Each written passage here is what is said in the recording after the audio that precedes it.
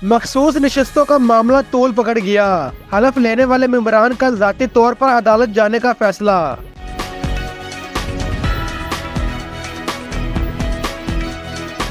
Parliament में मखसूस नशस्तों पर हलफ लेने वाले मेंबरान ने ज़ाती तौर पर अदालत जाने का फैसला कर लिया।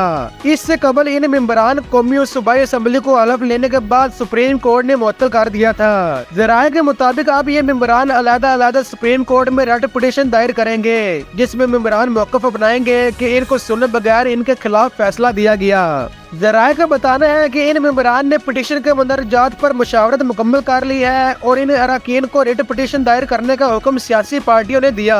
वाज़ेह रहे कि 12 जुलाई को सुप्रीम कोर्ट ऑफ पाकिस्तान ने सुन्नी इत्तेहाद कौंसिल की मखसूस नशिस्तों से मुतल्लिक दरख्वास्त पर महफूज फैसला सुना दिया था। पेशावर हाई कोर्ट और इलेक्शन कमीशन का फैसला कल अदम करार देकर मखसूस नशिस्त PTI को देने का हुक्म दिया गया था।